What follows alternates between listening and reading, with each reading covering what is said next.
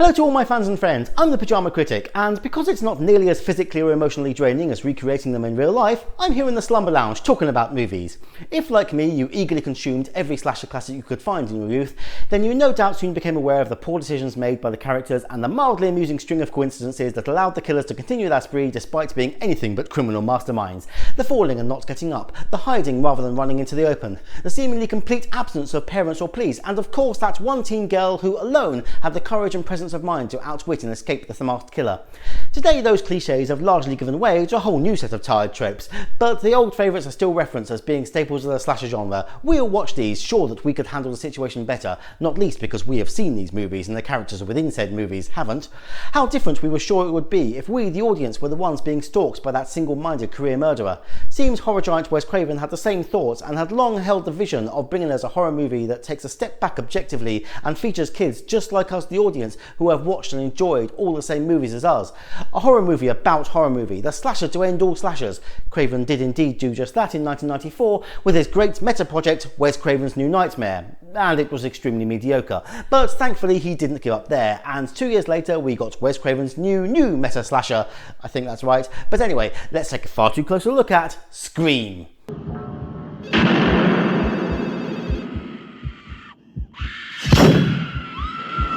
Released in 1996, directed by Wes Craven and with a script by Kevin Williamson, although Craven did have a lot of influence in the writing, and it shows, starring Neve Campbell, David Arquette, Courtney Cox and Skeet Ulrich, the film tells a story of a masked killer hell-bent on bringing the slashers of the big screen to life by stalking and killing unsuspecting school friends.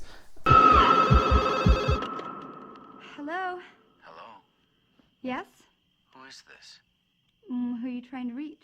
We are dropped right into the suspense as we open with Drew Barrymore receiving a perverted phone call from a heavy-breathing stranger, though she doesn't see it as a threat at the time. The character is Casey Becker, but she doesn't reveal her name in this scene, so to first-time viewers she's just Drew Barrymore, all grown up. After initially putting the phone down on him twice and getting called back, thereby establishing that this was no accident and this man is a legitimate creep caller, Casey becomes far more relaxed about talking to him and just carries on a conversation like he's some friendly person who struck up a conversation on a bus. Popcorn. You making popcorn? Uh-huh. I only eat popcorn at the movies. Well, I'm getting ready to watch a video. During this highly expositional discussion, we establish that this movie does not take place in some fictional reality, but in our world, where horror classics like Halloween and Nightmare on Elm Street exist as fiction. Where the guy had knives for fingers. Yeah, Freddy Krueger. Freddy, that's right. I like that movie. It was scary. Well, the first one was, but the rest sucked. Boom! Take that, post-Craven Freddy franchise. Casey continues to get light and flirty with his mysterious stranger, even going so far as to lie about being single, before getting this harsh reminder that perhaps flirting with strange men who call you unsolicited isn't so wise. Why do you want to know my name? I want to know who I'm looking at. What did you say? This use of phones is something of a trademark for Wes Craven. How young people tend to think of the phone, and later the internet, as a safe form of communication because the other person only exists in the form of a disembodied voice. Several Craven movies have a sequence that challenges that illusion of being at a safe distance.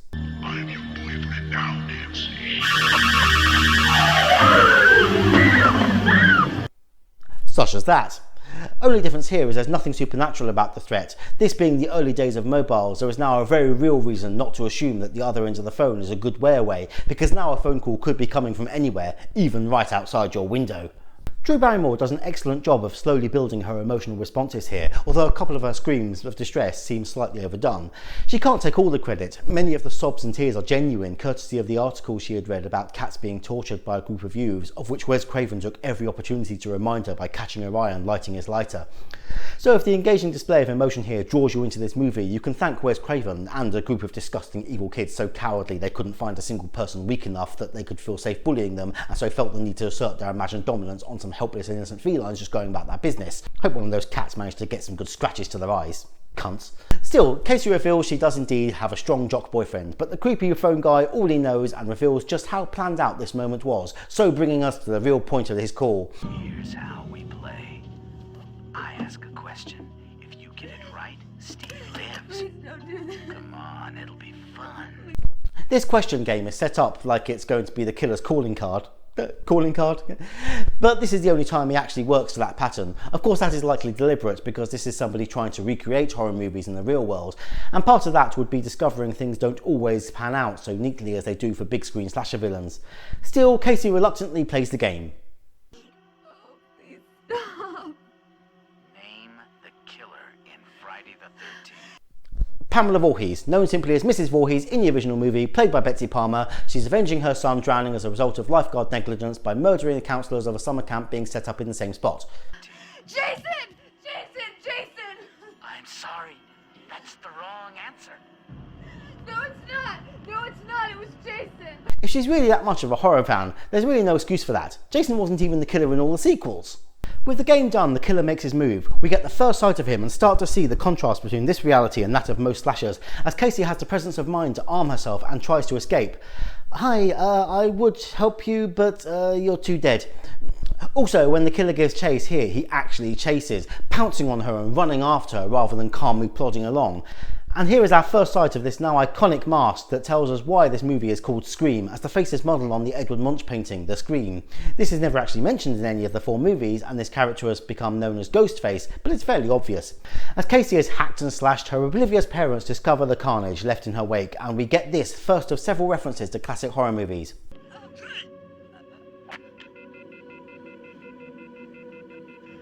Get in the car. Drive down to the Mackenzies. Very subtle, not everyone remembers. The Mackenzie's house was where Jamie Lee Curtis told the kids to go in Halloween to get out of the way and call the police. So Casey's mother goes looking for her daughter.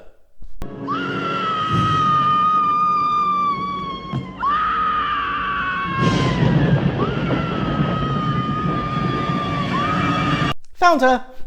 And so begin the Woodsboro murders. This opening 12 minutes tells us a lot about what we can expect here. As well as setting the tone, we are certainly told we should prepare to have all our expectations subverted. You saw Drew Barrymore and thought she was going to be your star. Think again. Ready yourself to be played here, and don't assume you know how this is going to pan out just because you know horror movies. Without further delay, time to meet our actual lead, Sidney Prescott, played by Neve Campbell, in her first major movie role. Up until this point, she was best known for the TV series Party of Five. And now her boyfriend, Billy Loomis, played by Skeet Ulrich, and we get our second subtle reference, 2 lines of dialogue that are a direct quote from the scene in Nightmare on Elm Street where Johnny Depp climbs through Heather Langenkamp's window. Sidney's father pops into the room to write himself out of the movie and demonstrate the trick Sidney has with a closet door that helps secure her room. Billy reveals he has just shown up to provide exposition on the nature of their relationship and to try his luck with moving things on. Lately, we're just sort of edited for television. So, you thought you would climb my window and we'd have a little raw footage?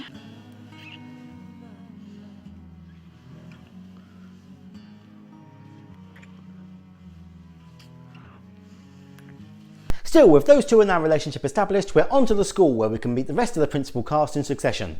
First, Gail Weathers, played by Courtney Cox. It's not clear why at this point, but out of all these reporters, she draws Sidney's attention, and probably not because, hey, what's Monica doing so far from New York? Then Sidney's best friend Tatum, played by Rose McGowan, who fills Sidney in all about the murders, showing all the subtlety of a blunt chainsaw, but what else can you expect from Marilyn Manson's fiancée at the time? Then Tatum's brother Dewey, the town deputy, played by former WCW World Heavyweight Champion David Arquette, and Principal Henry, played by bizarrely uncredited Henry Winkler. Winkler says he was willing to forego appearing in the credits because he didn't want to spoil the mood at the end of the movie by reminding his audience that an aged Fonzie was in this. Like teens watching this movie would recognise him. I acknowledge that someone who was 18 in 1996 would likely have seen some episodes of Happy Days on TV, but they likely didn't know the actor's name, and the grey hair, wrinkles and absence of his leathers would mean fewer of them would make the connection. Finally, we get 2 more friends, Tatum's boyfriend Stu, played by Matthew Lillard, and the movie geek fifth wheel Randy, played by Jamie Kennedy. There is of course just one topic of conversation among them. Yo, I'm gonna gut your ass in a second, kid. Tell me something.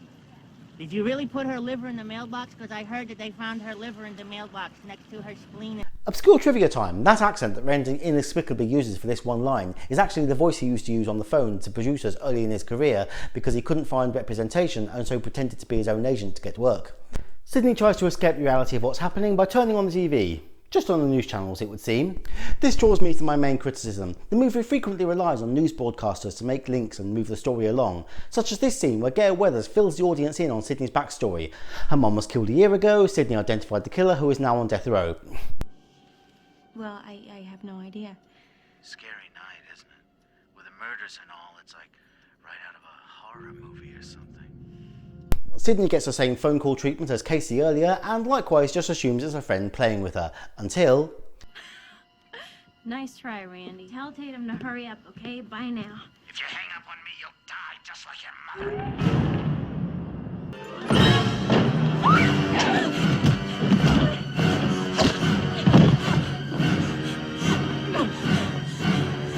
A little rough and tumble, chase up the stairs, and Billy to the rescue. But wait, this Cali teenage boy has a mobile phone. That's all the evidence Sydney or the Sheriff's Department need to take him in on a murder charge. Tatum, you can't be here. There's official crime scene. It's okay. Her dad's out of town, all right? She's staying with us tonight. Does Mom know? Yes, doofus. Let's get... We also get this dialogue to establish Dewey and Tatum as brother and sister, which I think we all needed because nobody would work that out just by looking at them. After going to the police station with Dewey, Sydney comes face to face with Gail, where we get some hints about the animosity between the two of them. So, how's the book? Well, it'll be out later this year. Oh, I'll look for it. I'll send you a copy. And some more blatant displays. Hello? Hello, Sydney.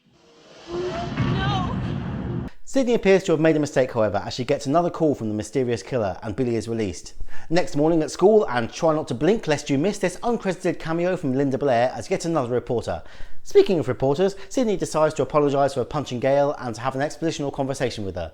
TLDR, Sydney hates Gail because she wrote a book about the murder of Sydney's mother, stating that she believes Cotton Weary, the man Sydney identified as the killer, was innocent and was just someone who was having an affair with Mrs. Prescott and who was framed for her murder. Sydney is having none of this because she refuses to believe the rumours about her mother's affairs that have dogged her for years. The next few scenes are mainly setting up for the final act, as we get Sydney and Billy falling out because they each think the other is being insensitive to their needs, but share some relevant dialogue. When my mom left my dad, I accepted it. It's the way it is. She's not coming back. Your parents split up. This is not the same thing. Your mom left town. Sydney getting attacked again by the killer, who presumably waited in the girl's bathroom all morning hoping Sydney would need to pee. Gail flirting with Dewey in a shameless and obvious attempt to get information from him. Of course, you don't look a day over 12. Except in that upper torso area. Does the force require you to work out? No, ma'am. Are we looking at the same guy? Despite her flattery being so absurdly transparent, Dewey falls for it. Finally, Stu invites everyone to a party. Seems he's more of a standard horror movie kid, as his parents are inexplicably absent. Moving on, we get this moment of Principal Himbury featuring many false jump scares and teasers. Ayy! As well as a cameo by Wes Craven as Fred the janitor, complete with Freddy sweater. Does he live at the school? He has an entire wardrobe in his office. Still, here comes the payoff.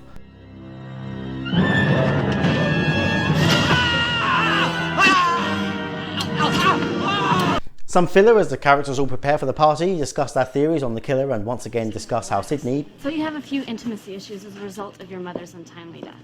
It's no big deal, Sid. Yeah, that. We also find out from Dewey's boss they have tracked the phone calls to Mr. Prescott, but don't want to ward Sydney because reasons. Now we're on to the party at Stu's house. Like seemingly everybody in this town, Stu lives in a rural farmhouse down a lonely road far away from everybody. This is a typical swinging high school empty house party. Loud music, heavy drinking, Randy has bought a stack of horror movies for the screen, and Gail has shown up to bluff her way in as Dewey's guest, convinced that if she can secretly record this bunch of teens getting drunk and watching horror films, that will somehow help her prove Cotton Weary's innocence and sell her book. Meanwhile, in the garage we get this confrontation. Cut, Casper. That's a wrap. Randy, what the hell are you doing?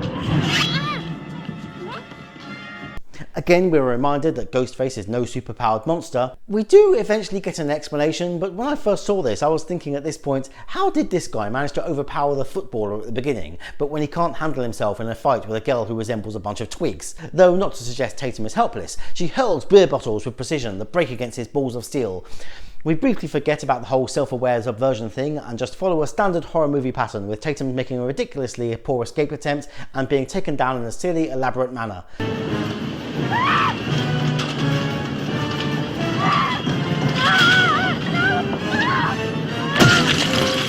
Still not complaining, best kill sequence of the movie by far.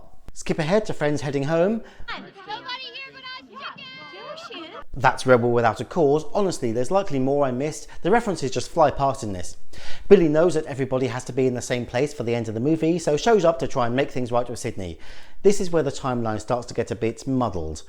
as all these events are seemingly taking place very close together. For instance, Gail arrives back at the news van having just placed her hidden camera, revealing a delay in the recording. I got a delay. How long is it? I don't know. What'd it take you to walk from the house? 30 seconds? It'll be fine, just record it. All right.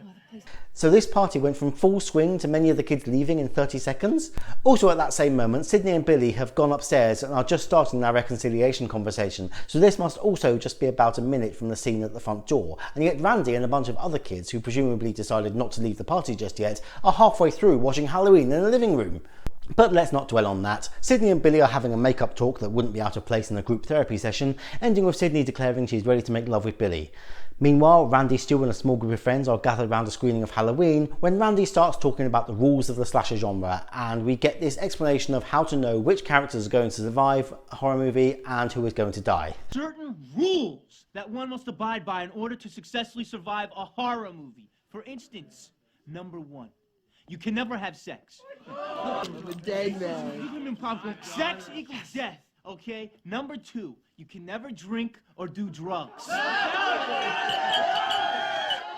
This speech has become famous enough that these are accepted as the rules of horror now, and whether it's to play up to them or subvert them, they are used as the baseline for many modern horrors. In this case, it's definite subversion, as this very moment Sydney is upstairs breaking the first rule, and they're all drinking. Back to Gail.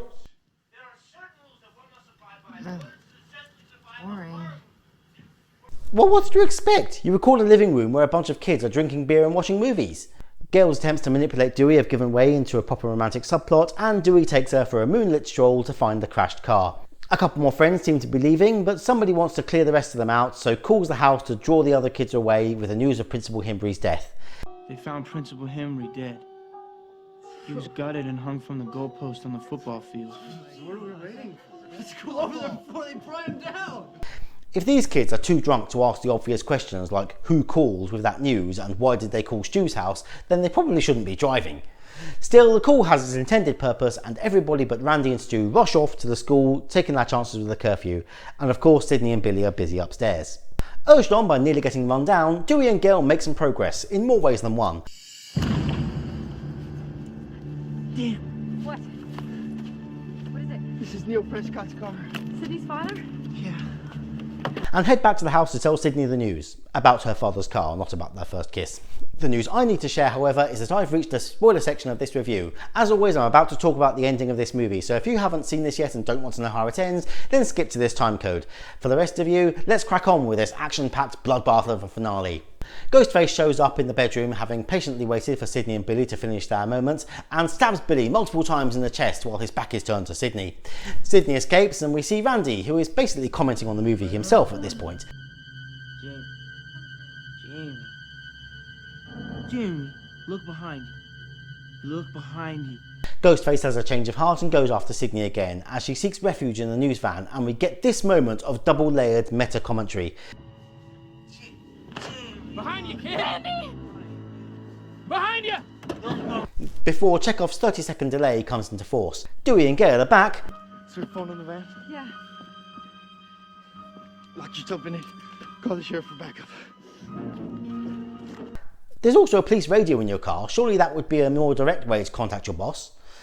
Gail tries to abandon her new boyfriend and make her escape, but her plan is thwarted by a body with no regard for the laws of physics. There are some lengthy discussions about this online, but I do believe that the body would not have flopped down at that moment onto the windshield. The body would either fall onto the windshield when Gail first started moving backwards, or fly backwards off the roof of the van when she stopped. Ah, now I see the problem here. You've got a fat bloke stuck on your left wiper there. She seems to have taken care of that, but because Sydney doesn't know how to hitch a ride safely, the Gail appears to have blown herself out.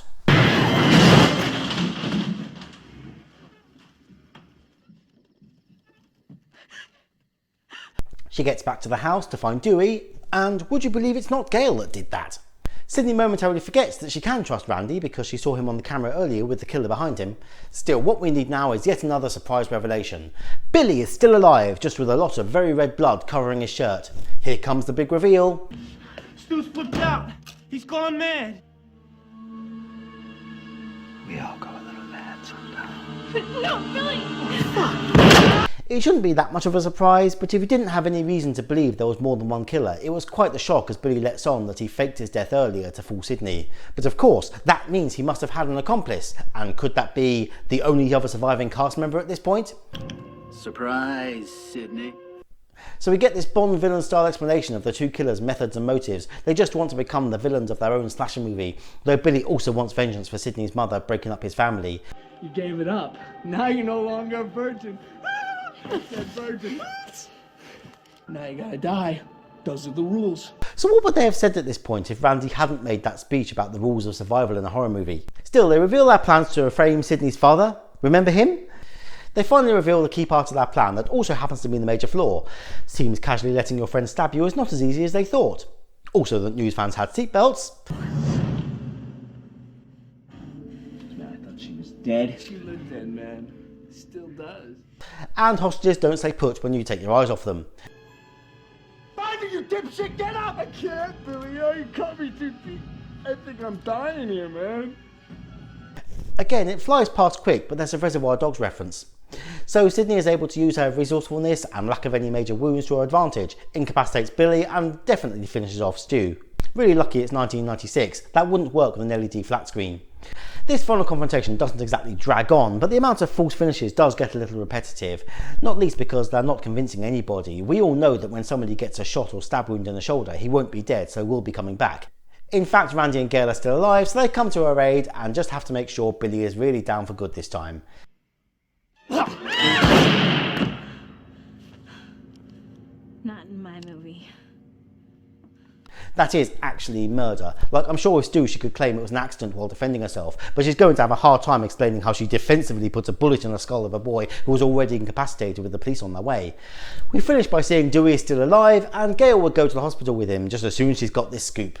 So that was Scream, and, well, it's hardly scary, but it's not really about jump scares and gore. It's a meta-horror about horror. It's presented to make you look at horror movies in a whole new light, and it certainly does that. The performances are all reasonable throughout, though somewhat overshadowed by Drew Barrymore doing such a great job at the beginning. As a spoof horror, it does reasonably well, but there are certainly moments where it falls into the same trappings of the type of movies it's supposed to be spoofing. Some rather confusing musical choices can bring me out of the moment sometimes, but the humour is certainly on point and will appeal to any lifelong horror fan who has seen all the classics. Ghostface is very hard to take as a threat to any of the other characters. While it is refreshing to see a horror villain who appears to be desperately trying to kill his target and using all his effort running after them and sticking a knife haphazardly into their chest, I would still like to see him do something other than get knocked over in a fight.